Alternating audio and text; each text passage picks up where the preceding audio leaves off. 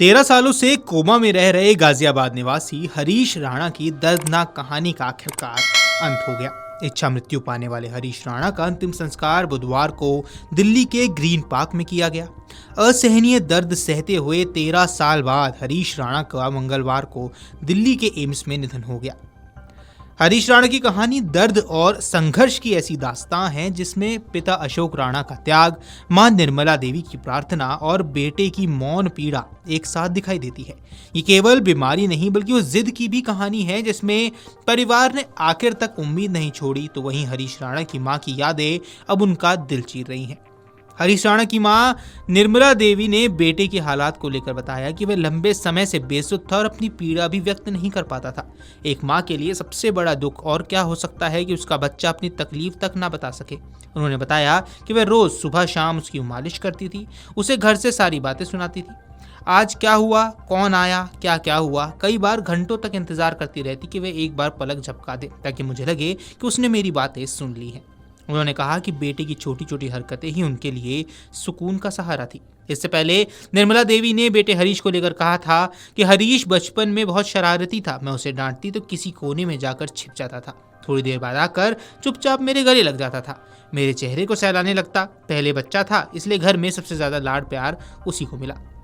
आपको बता दें, भारत में निष्क्रिय इच्छा मृत्यु की अनुमति पाने वाले शख्स हरीश राणा का एम्स में मंगलवार को शाम 4:10 पर निधन हो गया। वे पिछले 13 साल से कोमा में थे। हरीश राणा को 14 मार्च को गाजियाबाद स्थित उनके घर से एम्स के कैंसर अस्पताल की देखभाल यूनिट में लाया गया। सूत्रों की माने तो उनके माता पिता की सहमति से एम्स में उनकी दोनों आंख के कॉर्निया व हृदय के वॉल्व दान दिया गया है। हालांकि एम्स के एक वरिष्ठ डॉक्टर ने बताया कि हरीश का हृदय, किडनी व लिवर दान नहीं हो सकता था, लेकिन परिवार की सहमति से दोनों कॉर्निया और हृदय के चारों वॉल्व सुरक्षित रखे गए हैं। इसके बाद पार्थिव शरीर परिजनों को सौंप दिया गया। हरीश के परिजनों ने उनकी मौत के बाद हरीश की क्रियाशील अंगों को दान करने की इच्छा जताई थी।